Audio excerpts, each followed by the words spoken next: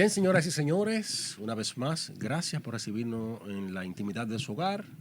Con ustedes hoy, en Después de la Noticia, un servidor Nelson Mateo y Márgaret Ramírez. ¿Márgaret? Hola Nelson, un placer estar nueva vez frente a nuestros televidentes para conversar un poquito y analizar la situación nacional e internacional y sobre todo un contexto que genera mucha tristeza en estos momentos y es lo que están viviendo nuestros amigos colombianos con el sismo de 7.4 que afectó, según nos comentaban miembros de la misión diplomática, prácticamente la mitad de ese país.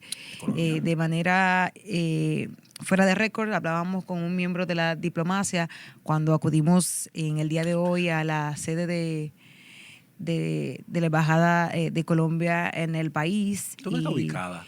Está ubicada ahí en la José Andrés Aybar, José Julio Aybar. Casi al sur acá. Acá, ajá, en la Lincoln, La Lincoln. 3 esquinas después de la 27, Sí, más o menos. sí. Es bien discreta, o sea, ni siquiera parece una embajada de esa importancia en el país.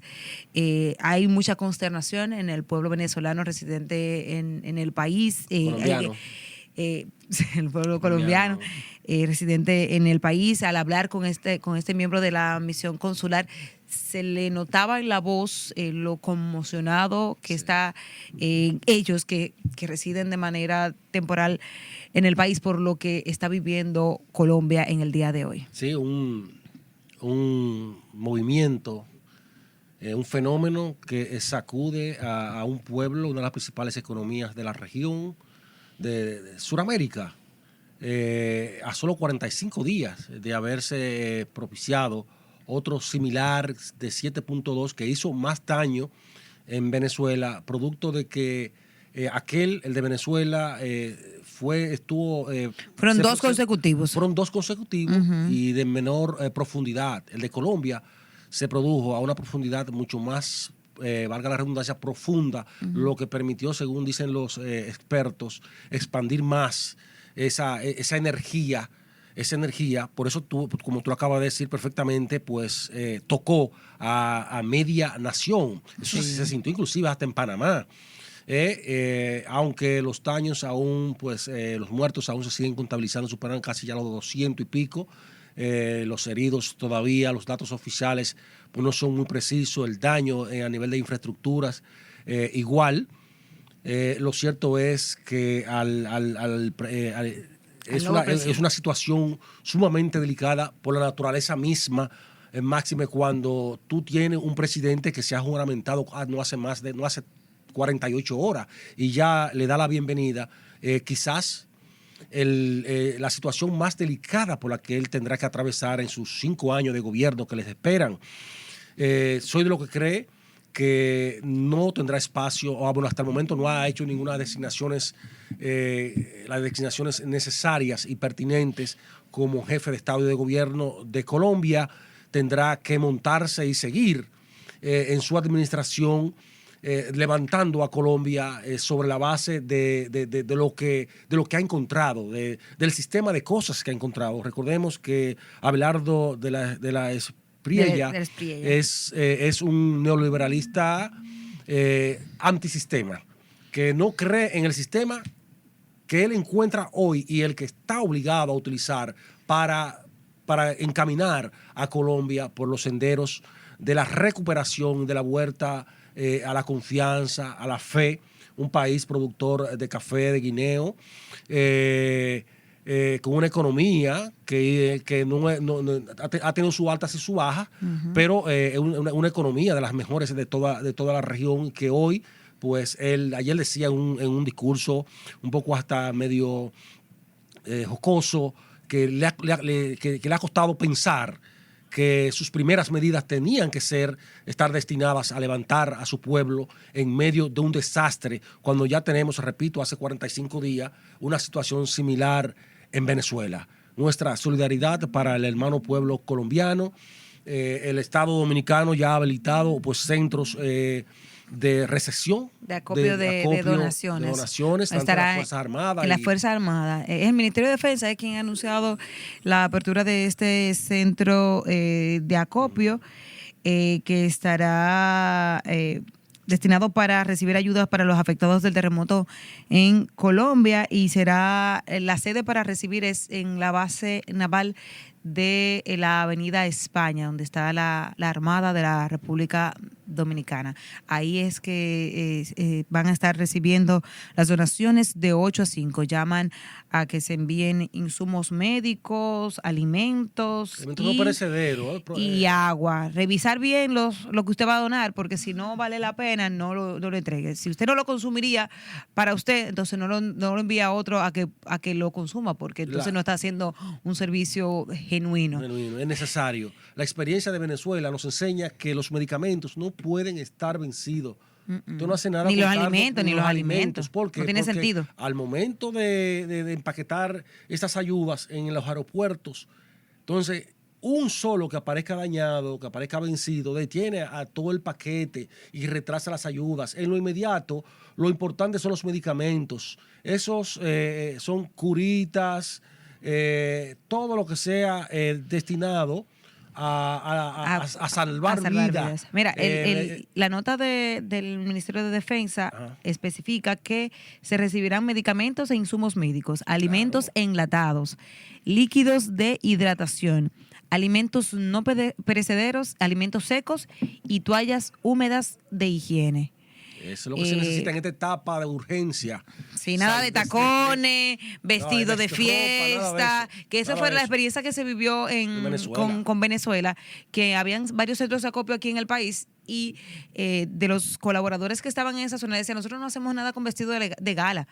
Entonces, eso le hacía complicarle el trabajo a los voluntarios que estaban trabajando en ese momento. Entonces, debemos aprender de esa experiencia y brindar la ayuda de corazón. Pero, Mateo, hay un tema importante, y es que lo ocurrido en Venezuela y lo recientemente también ocurrido en Colombia nos llama a tomar acción a lo interno de nuestras familias, pero que también el gobierno debe tomar lo ocurrido en esos dos países sudamericanos para tomar acción y prevención en el país. Aquí todavía, como ciudadanos, no tenemos poca cultura de la prevención, de qué hacer en medio de situaciones de emergencia. Nosotros vemos aquí, cuando hay una tormenta, una lluvia, una gente que se mete en medio de los charcos para cruzar de una esquina a otra. No hay prevención, no hay una cultura de prevención. Pero lo ocurrido en Colombia y Venezuela, y nosotros estando encima de una falla tectónica importante, envía 14. Por ahí una que una más fuerte que las demás. La del norte, entonces, el llamado es a que tomemos conciencia de lo catastrófico que es una situación de esta naturaleza, y que debemos retomar la educación en prevención de desastre. ¿Qué hacer en una casa? ¿A dónde ir? ¿Cuáles son los asuntos que debo tener a mano para, en caso de que tenga que salir corriendo, lo primero que deba tomar de manera ligera, que me ayude a mí más adelante a poder sobrellevar esta situación? Es importante que tomemos ya en consideración este punto. Así es, sobre todo en la casa, en el lugar de trabajo. ¿En qué punto nos podemos encontrar? Tú lo decías ahorita en la sala de redacción, y es un dato importante. En la casa, cómo en medio del movimiento, dónde debo ubicarme de inmediato. Hay un punto que los expertos llaman el arco de la vida. El triángulo de la vida es esa convergencia entre dos muros. Dos columnas. O puede ser objeto también. O lo que se llama viga de amarre, donde se da esa intersección.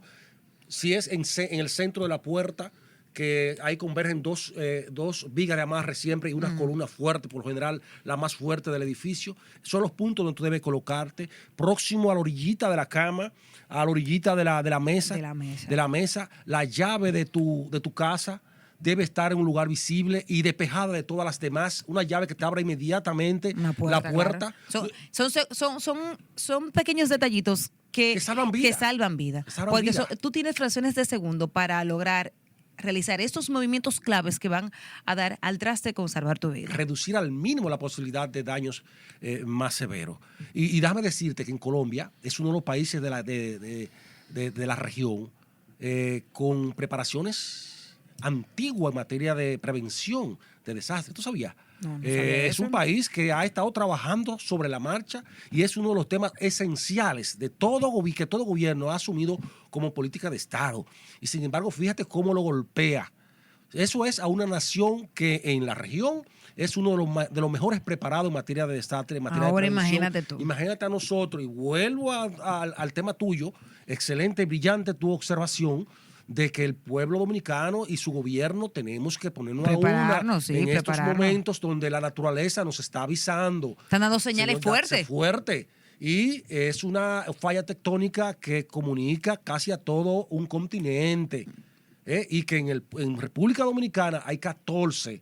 El movimiento telúrico del 2011, mal no recuerdo, en Haití. En Haití. 2012, ¿no? 2011.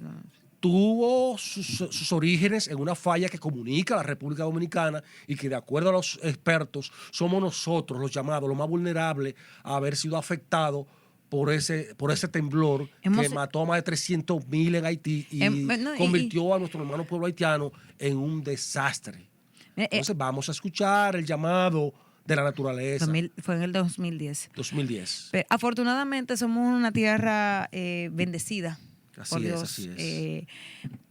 Pocas cosas, gracias a Dios, nos llegan, pero eso no quiere decir que pueda llegar un momento en el que nos toque. Y la idea es que si llega ese momento, estemos preparados y podamos lograr salvar para actuar. la mayor cantidad de vidas posibles. En base a la prevención, claro está. Así es. La buena administración no es la que reacciona es la que prevé A tiempo. A tiempo. A tiempo. Por eso yo siempre pongo como ejemplo a Cuba. Uh-huh. Sí. En el 2015, 16, 17, no murió uno por dengue. Por la campaña de prevención. Y tú ves que Estados Unidos y Dominicana, muchos de nosotros vamos a Cuba a atendernos en materia de medicina. Bueno, en los últimos años ha decaído por la situación eléctrica y la situación económica, pero han creado un sistema de salud. La materia de prevención debe ser instruida en la currícula escolar. La mejor muestra de que un país no tiene que ser rico para vivir bien. Cuba. Fue. Un saludo a mi amiga la embajadora Lía Díaz. Yo espero que esto no lo tome en cuenta para el visado. Tengo que ir, a ver cuándo es. Tengo que ir próximamente. Pero hay que decir la verdad. Cuba en eso ha dado cátedra. Con lo poco que tiene, ha hecho un mundo. Mira, y siguiendo en el plano local, el Partido Revolucionario Moderno durante el fin de semana tuvo su convención ordinaria para renovar sus autoridades. Excelente. Yo creo que, mira... había mucha gente que estaba esperando que van a volar otra vez la silla con el PRD. O sea, no se le va a quitar nunca ese lastre al PRM. Porque viene de ahí. Pero afortunadamente supieron bien organizar y estructurar el ajedrez, poner las fichas sobre la mesa y saber hacer las jugadas para tener una nueva dirección ejecutiva que dirigirá los lineamientos del partido en medio de un proceso que también viene complejo. Muy complejo, y que las cosas no son ya como antes, donde había una decisión tomada y tú te dabas cuenta 2 años antes porque había un candidato y un partido que mostraba fortaleza prácticamente incomparable con las demás. Me refiero a la fortaleza que exhibió el PRM desde el 20 a la fecha. Uh-huh. Ya no, el PRM viene bajando, la Fuerza del Pueblo va subiendo y el Partido de la Liberación Dominicana se consolida con un candidato que para todas luces parece ser que será Gonzalo Castillo. Sin embargo, hay que reconocerle al Partido Revolucionario Moderno con unos orígenes no muy halagadores, los famosos sillazos, que mostraron una madurez política envidiable. Aprendieron del pasado y han entendido aquel mensaje de que es mejor arriba con presión que abajo con depresión. Y se pusieron de acuerdo. Y déjame decirte que los demás partidos tienen que observar la madurez del partido más joven. Bueno, el más joven es la Fuerza del Pueblo, entre comillas. Pero cuando tú ves a un partido que viene de un PRD donde todo el mundo quería hacer lo que daba la gana y es capaz de ponerse de acuerdo un partido que tiene ya varias islas de poder. Porque Sí, claro, David porque Collado es una antes realidad. antes era un solo Dos fuerzas, liderazgo, dos eran fuerzas. dos liderazgos. Eran dos Ahora fuerzas. hay 3 o 4 liderazgos internos que Y se pusieron de tienen. acuerdo. Claro que sí. Antes tú dirías, no, antes era fácil ponerse de acuerdo entre Luis y Hipólito. Era No, mitad y ahora mitad. Antes era mitad y mitad. mitad. Ahora se pusieron de acuerdo Luis Abinader, Hipólito Mejía, David Collado, Wellington Arnaud y Yayo Sanz Lobatón. Entonces te dice a ti que el PRM está consciente de que solo unificados pueden pelear con dignidad en el 28 y posiblemente ganar el poder, porque como decía el expresidente del entonces PRD, Atuidi Camps, al gobierno es el último que pierde. Sí, claro. O sea, tú podrás entender que el PRM ha perdido 27 puntos, es una realidad. Está casi cabeza con la fuerza del pueblo. Y el ¿Tanto? Sí, es una realidad. Aquí no nos llamamos engaño. El PRM no tiene más de 35%. La Fuerza del Pueblo está 28, 29. El PLD 23. O sea, estamos rumbo casi a un empate técnico entre tres fuerzas, las tres fuerzas políticas. Y es una realidad. Y te voy a decir una cosa, que hay que tener también prestarle mucha atención a estos candidatos independientes o fuera de los actuales sistemas que no militan y que también están buscando la manera de alcanzar un porcentaje ahí. Y pueden ser determinantes. A los fuegos que hay que reconocer. Dejamos el bulto y la bullanquería, que por eso que nos jodemos. Entonces, es una realidad. Y esta realidad va a poner más en aprieto a los partidos tradicionales. Lo de sangra. Es un voto que se va a un outsider. Entonces, que no ha querido acabar porque no tiene nada en la cabeza, que no piensa, que no esto tiene un voto, tiene una fuerza y es real. Si los partidos siguen o mantenían este lineamiento de mostrar hegemonía y predominio y pseudo dictaduras a lo interno, ahí se aumentaba todavía más el disgusto de una nueva generación que es contra este tipo de sistema. No, porque se está creando un sistema, una corriente y un sistema antipartido. Sí, siempre lo he dicho. Antiestructura partidaria. Macron en Francia, Milei en Argentina, El Salvador, ¿cómo se llama? Bukele, el pichón de dictador. Son gente antisistema. El mismo Donald Trump, cuando tú lo fijas, que lo mira bien, tú dices, pero es un antisistema, porque él no cree en lo que ha encontrado. Él viene con una política que es lo que él diga y punto, y chocando con todo el mundo, con una concepción distinta a las conservadoras propias del establishment. Entonces, hay que prestar atención a eso. Un 5% que te saque a ti el señor Matías, te genera un problema cuando tú tienes tres partidos y te lleva un segundo. Ajá. No, y se convierte en la novia más bonita del barrio. Que ya no sería un 5 ni un 4%, sería el voto decisivo. De un proceso electoral. Sería entonces el señor Matías, con toda su forma de comunicar y de pensar, quien va a decidir con su dedo quién sería el próximo presidente de la República por los próximos 4 años. Y actualmente distanciado de todos. De todos. Pero el PRM, volvemos al origen del comentario, dio muestra de mucha madurez. Sí. Qué bueno que eso sea así, porque eso habla de la fortaleza del sistema de partido. Una nueva fuerza se integra, real ya reconocida, al PRM, que es la fuerza de David Collado. David Collado se ha mantenido ya como reconocida fuerza. Ya no se habla de 2, sino de 3. Y una cuarta. No deja Wellington también. Wellington, sí. Pero que como ya lo teníamos como tradición las dos figuras principales, Hipólito y Luis Abinader, vimos como sin mayores resistencia Luis y Hipólito le reconocieron esa fuerza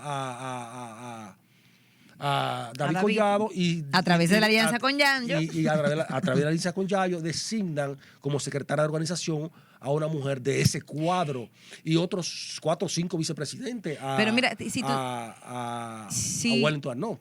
Si nos ponemos también a analizar la composición de esta nueva directiva, combina varios elementos, madurez, el tiempo, juventud, mujer,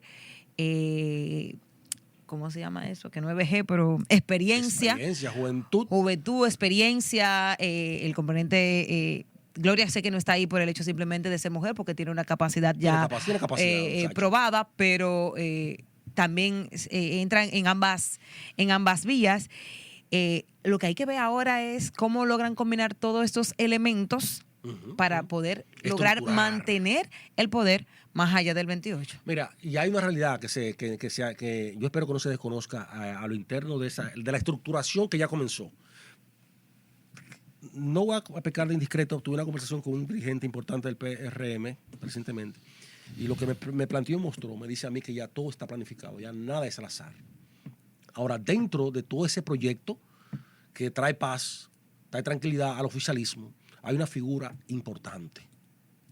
No se tomó en cuenta en ese pacto, pero es importante. Guido Gómez Mazara. ¿Qué te iba a decir? O sea, que lo sentí muy pasivo, no se mencionó nada, no se ha dicho nada. Porque Guido es un hombre de concepto.